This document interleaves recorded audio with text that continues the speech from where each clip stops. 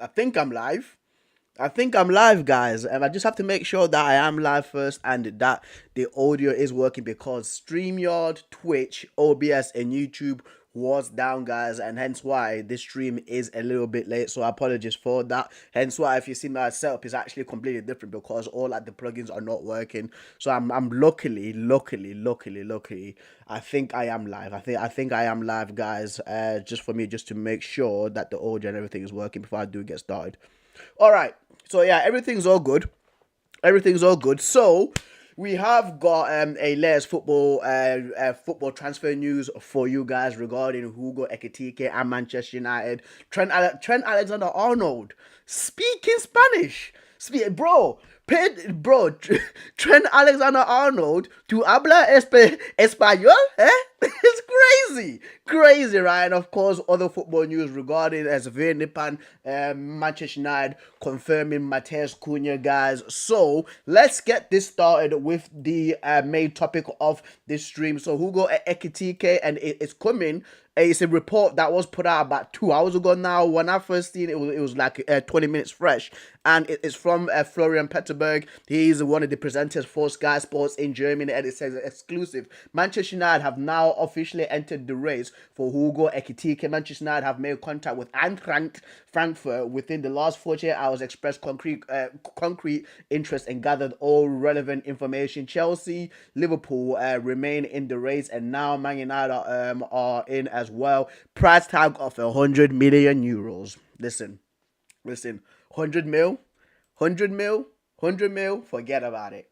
Forget about it. We are strapped for cash. We're strapped for cash right now. Listen, right. So we've been involved with Victor Osman. We've been involved with Victor Gyökeres. A lot of Victors, by the way. This summer transfer, bro. Victor Boniface, like so many Victors, right? But and also Hugo Ekitike, and it's looking like Gyökeres is the cheapest option between all those guys, between those three strikers that I have aforementioned, right?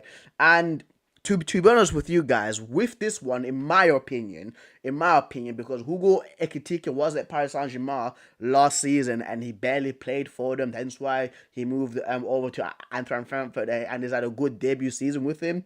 It's a debut season. This is his first time in Germany, and yes, of course, he's done well for them, right? But I think that Manchester United should not be jumping the gun with this transfer, especially for 100 million. That is way too much risk to take. Yes, like Eintracht Frankfurt have produced brilliant players in the past. In your Philip Kostic, I'm pretty sure he went to Juventus, the left winger. Right now with also with Omar Mamouche, you can see the season that he had with Eintracht Frankfurt being the at they started last season, especially like in the first half of last season up until December. He was like in the top five for like most goals and assist goals as well, like alongside his national teammate Mo Salah, right? So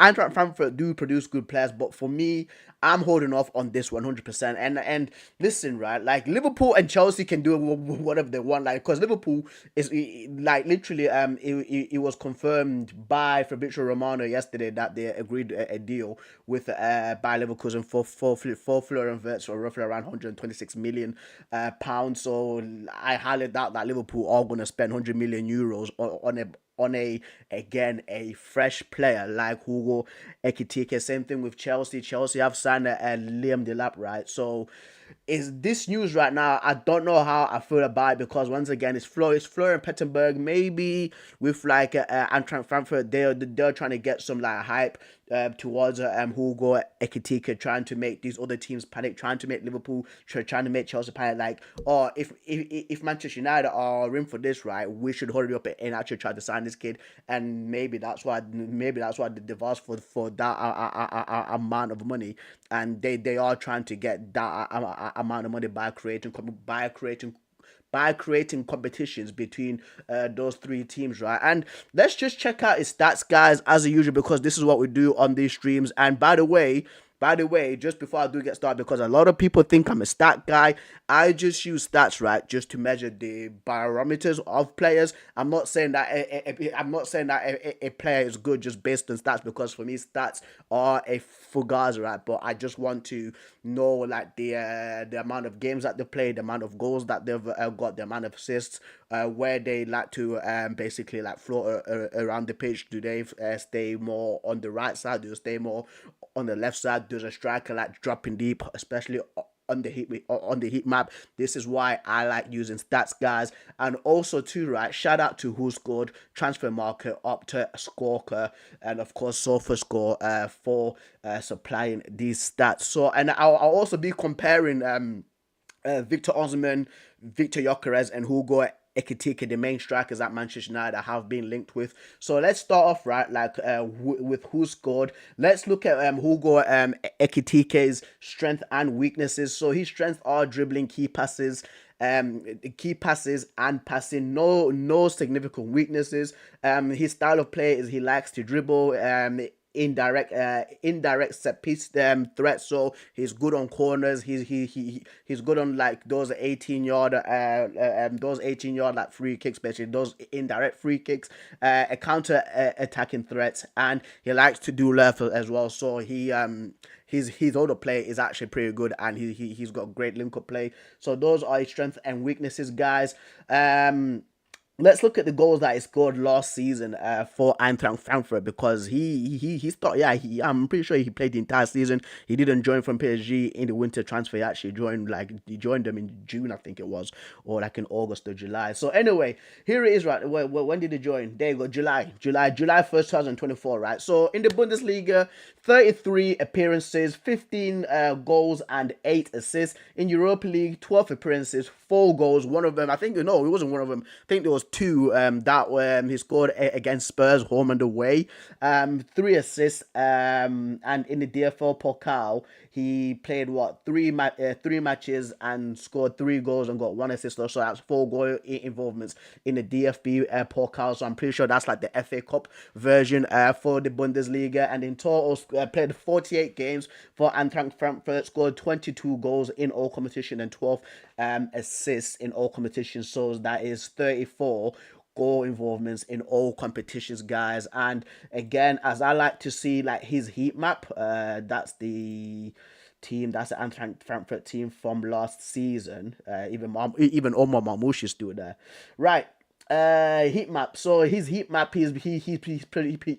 He does like floating out. He does like floating around a lot, especially between like the halfway line and the 18-yard box too. So he does like dropping deep and inviting other players into play, which is again a really good trait for a striker. But for me, right, what I want from a Manchester United striker is genuinely less touches and more goals. You do get what I mean by that? So basically, a striker that likes to crash the box, a through and through fox in the box, a through and through goal poacher. That's what I want. That's why for me, guys, I actually lean towards a Victor Osimhen and a Victor Gyökeres, because when you compare these guys, right, like of course, Victor Gyökeres does like flirting out to the left and getting assists for his teammates, but he also likes making good runs and again like a striker that likes to crash the box and of course score tapping goals.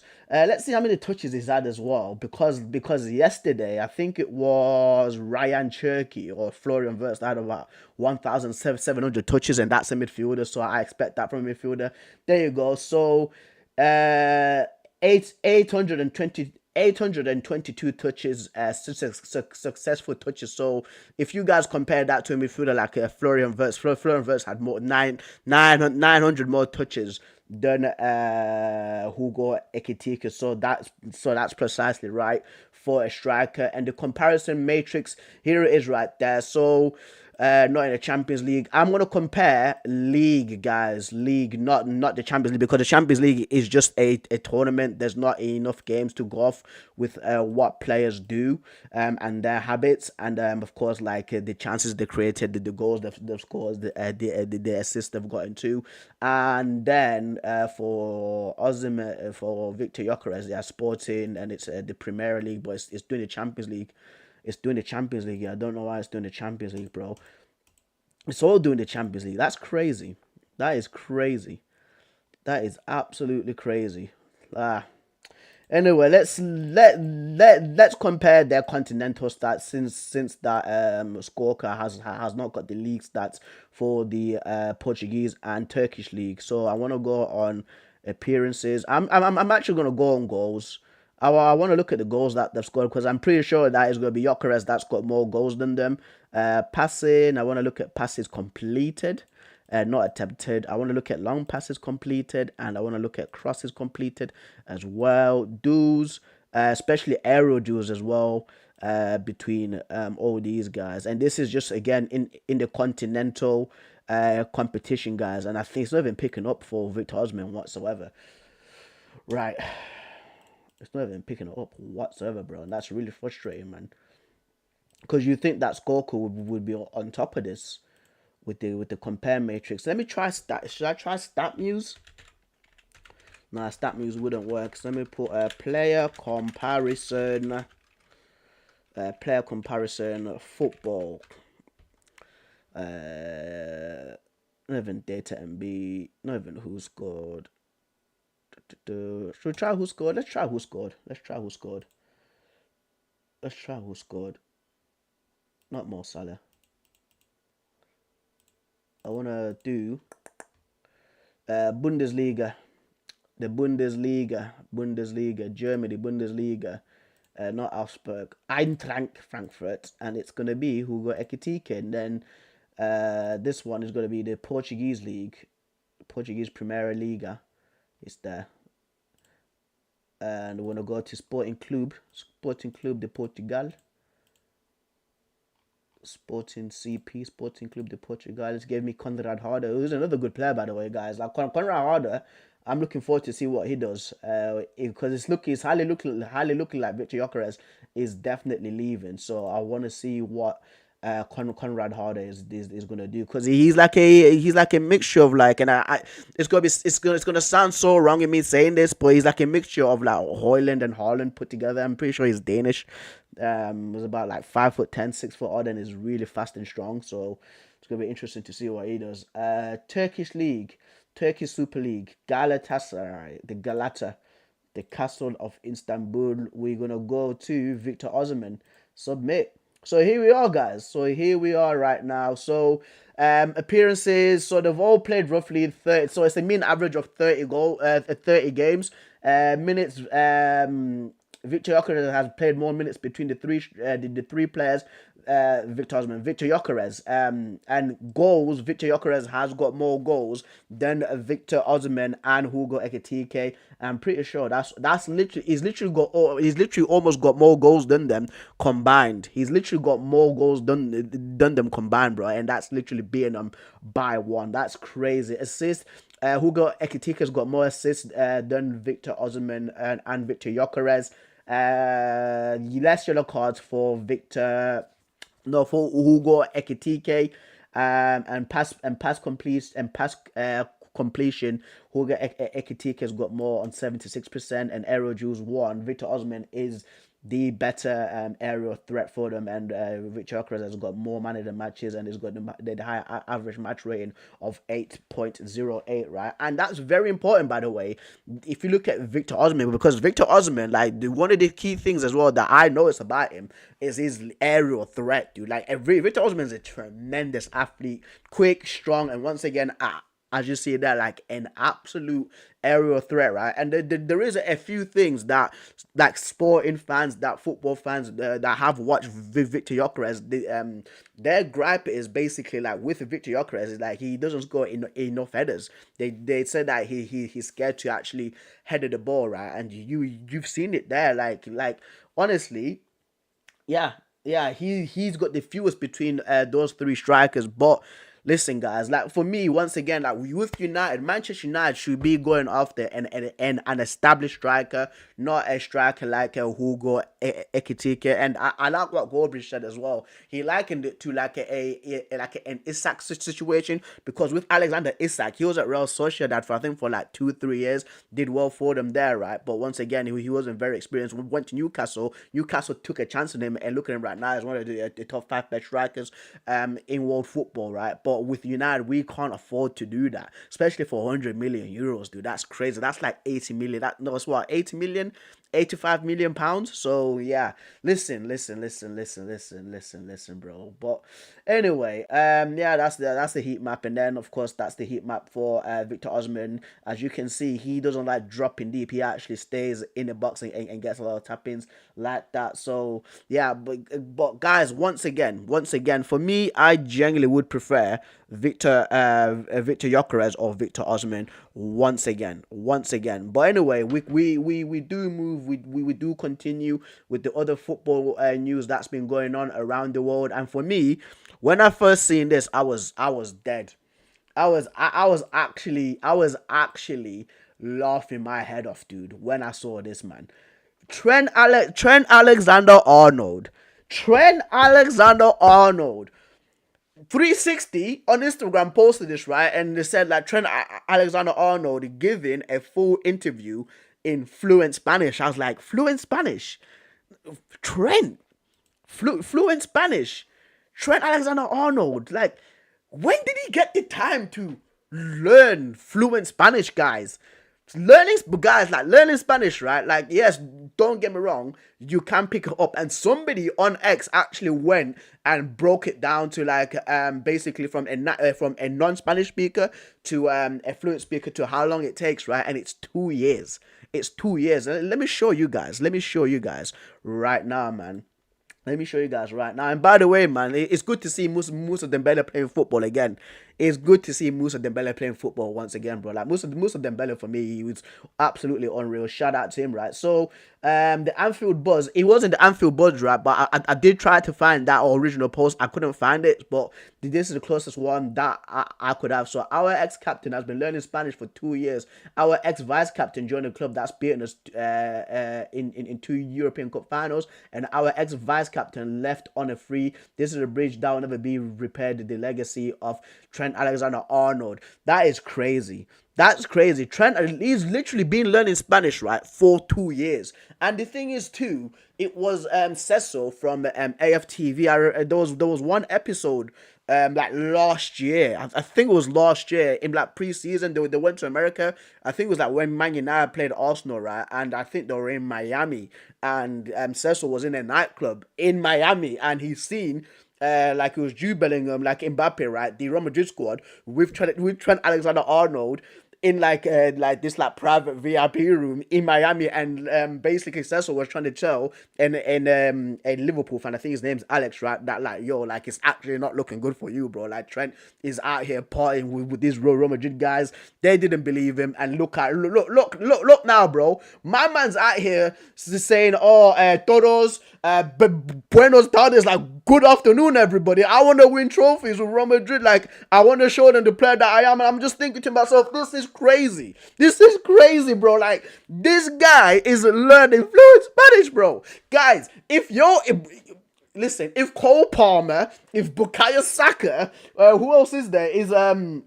If like Van der Ven for Spurs, if these men, right, especially Premier League fans, if Kobe Mainoo's learning Spanish as well, and I'm worried. I'm worried, bro. Like, why are you learning Spanish now? Where are you trying to go? Are you trying to go Barcelona or like Real Madrid or Atletico Madrid? I think that might be Christian Romero. Christian Romero is the type of guy that would definitely join Atletico Madrid, because he's a massive SHIT houser, bro. That's what he is, bro. So whatever, guys, if you've got a player that's trying to learn if one of your players that's trying to learn Spanish, bro, block him.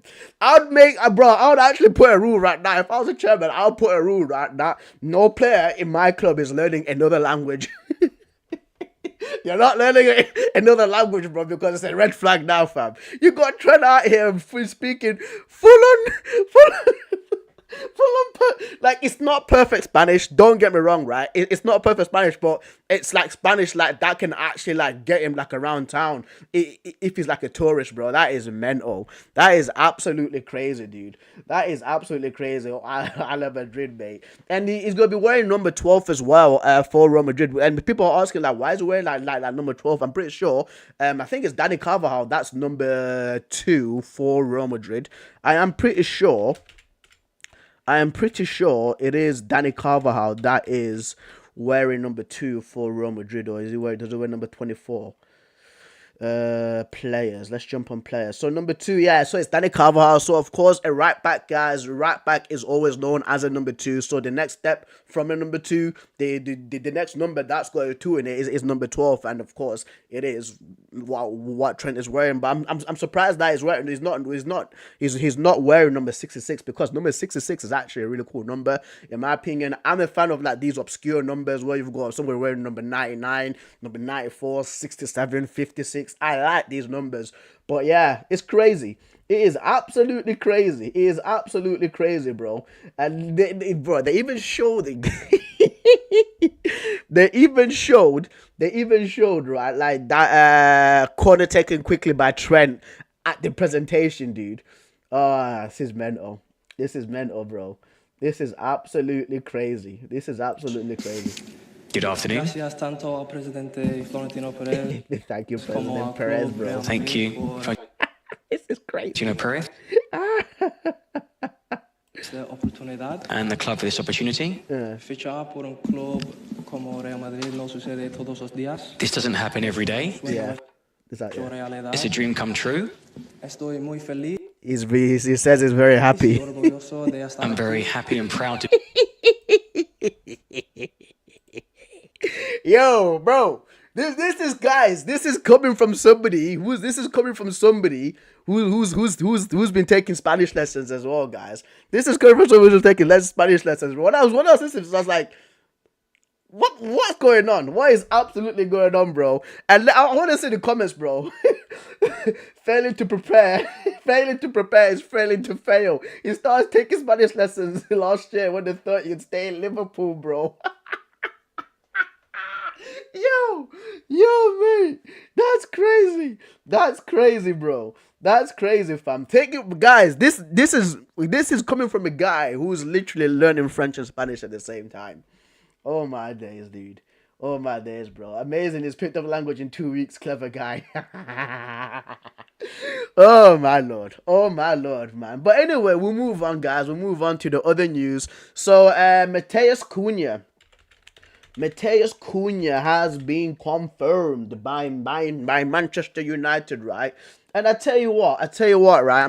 Of course, like as a United fan, I'm really happy with the signing. He wants to be a Man United player. He actually said that he supported Manchester United. He watched the games with his grandma while he's growing up in Brazil, right? And listen, it's welcome, fam. It's welcome, right? And hopefully he actually does do well for Man United, like because a lot of guys that have come to Manchester United have of course flopped, right? And the thing is, like for me, like what's annoying me the most, yeah, is the Manchester United page on let's see, where is it? On there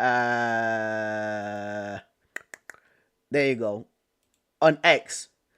They've literally just been spamming like Matheus Cunha all day in it, right? And there was one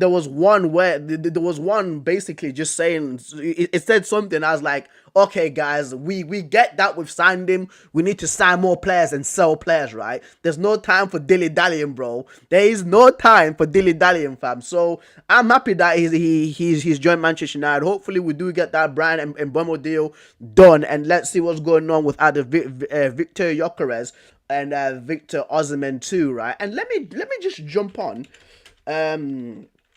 up to stats. I actually like looking at like these stats things. And again, guys, I'm because people at work call me a stat man and this and that. I just like don't take, it's freaking changed. It's changed. I'm a day late. It's actually changed. It's changed the things. It's changed. But I'll jump on SofaScore actually. I'll jump on SofaScore because SofaScore also do a heat map as well. I'll jump on SofaScore. So there we go right now. So this is where Mateus Cunha does his work, guys, either on the right wing or on the left wing to be more creative as well. And he likes floating like in between the midfield and the defense. So basically, either a midfielder is going to pick him up or a defender is going to pick him up, and that's actually going to cause confusion for the opposition teams. So I'm looking forward to that. But of course, people will say like about the attitude stuff. Hopefully, that doesn't really come out at Manchester United. You know, like we just want to be stress free for next season, man. So hopefully that we do get some selling done too, like sell Anthony, because it was Real Betis actually that actually tried to come in and have another loan for Anthony. Like, no mate, no bro, like Anthony has to go. Anthony has to go, bro. Well, we're not looking for loans this season, dude. I'm actually being deadly serious with these players, man. I'm not looking for loans this season, bro. I'm not. Because it's Real Betis that there we go. Real Betis are proposing a loan deal for Anthony with the option to make it permanent around 35 million euros. Confirmed Simon Jones, and that was 11 hours ago. So that was reported roughly around 8 a.m. this morning. And yeah, he needs to go fully. Like we shouldn't be. Yeah, the man said tell him to F off. We shouldn't be like trying to again like get these players out on loan and stuff like that, bro. Like, I said this to one of my colleagues, right? And then and I know it sounds mental, but these are the sorts of like, I've also got Baller League on as well, guys. This is crazy. Oh, right. So I said to one of my colleagues yesterday, as we're going to your Sainsbury's, right? I told Phil that like Man United right now, we need to have like a thing like in a contract with if they want a loan, it's a loan, right, with a must buy. And if you don't buy this person, whatever he is valued at, right, by like transfer experts, that's the price that you guys have to pay. So let's say that like a player B is valued at 20 million and Manchester United loan him out to another team, like let's say I don't know, Bayer Leverkusen, right? The Ten Hag's team, right? And they loan this guy, and then at the end of the loan, they're like, "Oh, we don't want to keep him." Same thing happened with Chelsea. What, like this guy's worth 20 million. You must pay that penalty. That's what you must pay, bro. Because this is getting ridiculous now. They won't. I guarantee, guys. I know for a fact that these guys like Rob and my friend supports Rob Betis, bro, and I do get that they do have money troubles, I do, right? But I know for a fact that when Anthony finishes next season for Real Betis, they won't want to sign him permanently. They're not going to sign him permanently, bro. Like these players, like these teams around the world, bro, they take us for absolute ASS hats. That's what they do. That's what they do. So I don't want this whole loan thing and then a permanent. Nah, they go straight away sell. Same thing with like Marcus Rashford. He's already coming out and posting this PR stuff about him feeling happy, like or trading and stuff like that. Good for you. Good for you. Please, Barcelona, Villa, Juventus, if you've got the money for Rashford, come and buy this guy. Come and buy this guy. Jadon Sancho, same thing with him. Same thing with him, man. Like with Garnacho. All these guys, there's no loan options. There is no, and I hope Man United, I hope the board, I hope Omar Barada, Wilcox, Ratcliffe just say there is no loan options for these guys. It's a straight buy. Straight buy, dude. But yeah, we'll move on. We will move on, guys, to Svir Nipan. So Manchester City have confirmed Svir Nipan, another brilliant central attacking midfielder that Manchester City have bought. I think he used to play for Rosenborg in Norway. I think it's in Norway or in Sweden. I think was it in Sweden? Just before we do get started. So it's Rosenborg, and I know it's Rosenborg, is it? No Norwegian team, right? So that's first where Nipan has came from, and it's another brilliant, creative young midfielder that Man City have bought. Man City are planning for the future, which is very scary, by the way, because again, like Svir Nipan is an absolutely brilliant technician, another ball-footed, brilliant player, bro. The passing, it's kind of like a mini De Bruyne, kind of a little bit. Unreal passing, so creative, and I want to jump on is it Opta that I wanted? It wasn't Opta, Jesus, it was Scorker, and I want to compare. All these. I want to compare these young players, especially for Man City, because Man City, they've got Ryan Cherky, Claudio Echeverri, and Sven Nipan right now, and I'm pretty sure like their mean age range is like 20, 21 years old, which is absolutely brilliant for them, man. And so Sven Nipan, this is pretty recent. I want to compare. Whatever. Echeverri and Cherky comparison, because it's gonna be very weird now, for Manchester City, because listen, like when you've got Echeverri, another brilliant, like young talented attacker, and you've got Ryan Cherky, like where are these guys gonna play? Where are these players going to play, man? Because I wouldn't class like Echeverri as a winger. I wouldn't class as Sven Nipan as a winger. Maybe Ryan Cherky can play out on the wing because he's done it a few times for Lyon, right? But once again, dude, it's not going to have it, isn't it? It's not going to have it. Let's just check out his stats on transfer market. So, full stats, 24-25 season. So, yeah, bro, 23-24. Here we go, guys. So, Sven Nipan at 18 years old for Rosenborg, already playing for the first team, like professional team at 18 years old, right? Still a wonder kid in the Norwegian I can't even speak. In the Norwegian league, he played 28 games, scored 8 goals, 7 assists. So that's 15 goal involvements in 28 games for a young kid. Again, in the Norwegian league, UEFA Conference League qualifiers, played 3 games and had 3 assists. In the Norwegian Cup, he played 2 games, and that's about it, right? But he's had a total of 33 matches and 18 goal contributions in all competitions at 18 years old, bro. Like Man City have signed a brilliant young midfielder once again. This is crazy, dude.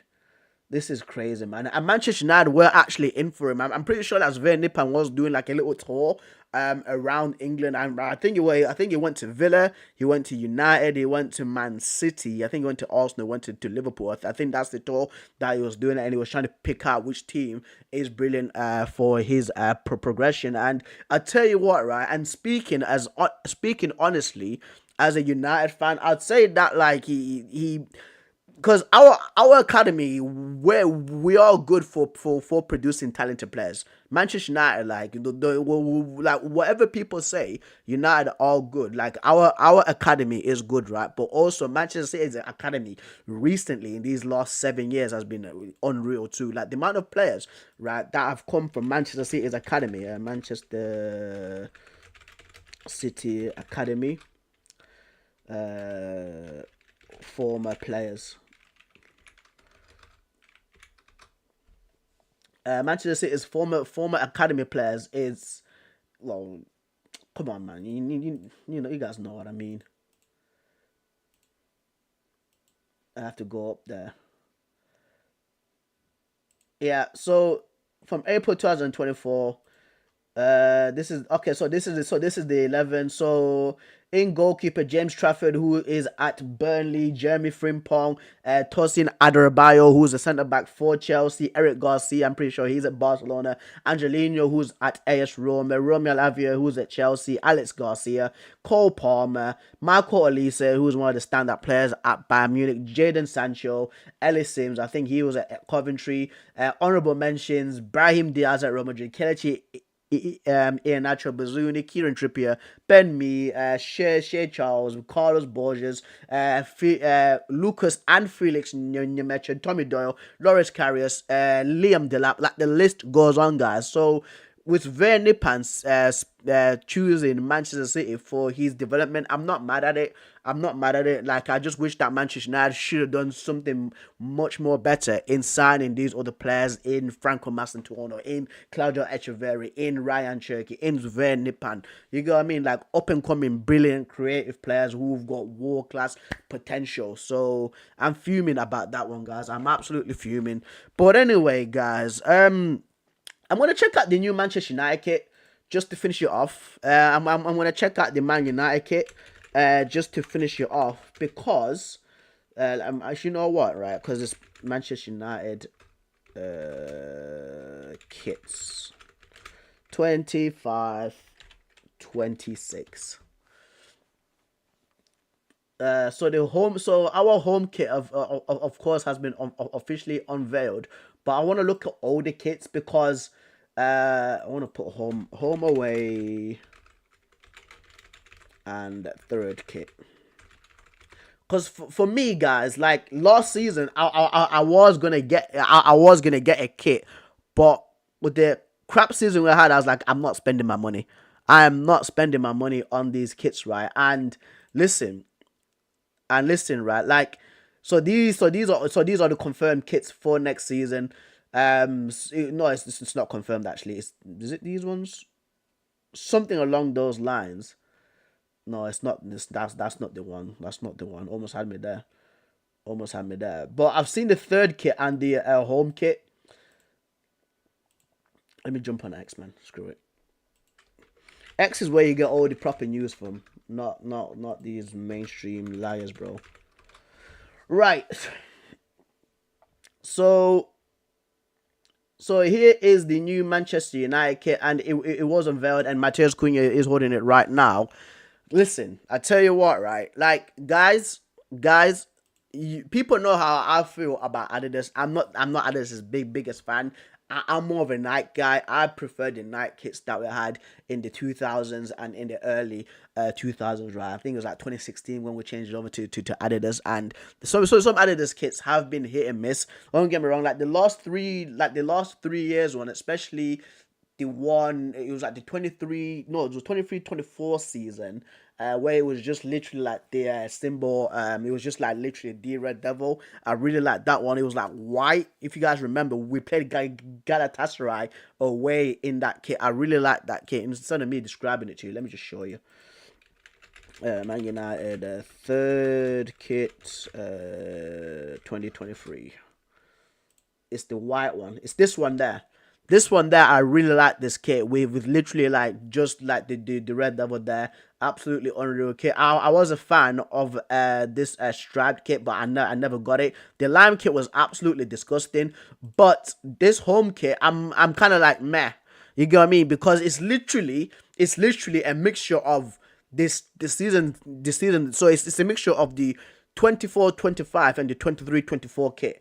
That's literally what it is. That is literally what it is, man. Like, I'm not mad at it. My dad actually likes it. He said he's actually gonna get it. So yeah, man. But for me, like, I actually prefer the third kit. The third kit is actually way better, in my opinion. I will show you guys the third kit. So the third kit is basically like the one that Cantona, the one that, if you guys remember Cantona, where he kicked that Crystal Palace fan, it's literally that kit. There it is right there. Like, this third kit, bro.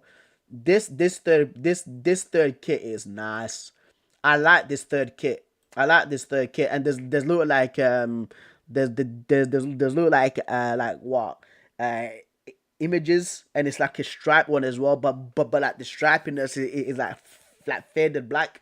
Real big fan of that one. I'm a real big fan of that one. So that's the one that I'll get. But the home one, I'm just like, but we'll have to wait and see about that one. And then the away kit, apparently is pink. Apparently the away kit's pink from what I'm saying here, but I've not really seen like the away kit, so it's just apparently then people saying it's white, it's pink, it's white, it's pink. I'm just gonna wait until it's actually fully confirmed by the team. But this is definitely the third kit, bro. Like the third kit slaps, bro. The third kit absolutely slaps. It's literally just missing the collar. It's literally just missing the collar, man. That's all it's missing. So it's an absolutely fantastic kit. But anyway, guys, I think that's it for the stream, man. We got through that one really quickly. We got through that one really quickly today, man. And guys, and apologies that I am late. It's just the whole madness with like StreamYard and and YouTube. Even Twitch was having issues. Discord was having issues. People couldn't like really what do you call it now? People really couldn't like upload pictures or anything on there. So once again, if you're watching this on the VOD, I appreciate it. I appreciate it a lot. Please like and subscribe, guys. Please give your comments. Support your la, and I will catch you guys tomorrow for a chilled stream. I might do a game or something, like maybe a football geo guest again, maybe a tier list, because I've not done a tier list in quite a while actually, because I really like doing those tier lists, and also reacting to social media with the whole madness to what's going on with like high show speed racing. I think it was like the Ashton guy who likes to put his head in front of like icy water. So yeah, man. But stay tuned for that one, guys. I really enjoy these streams, so thank you once again.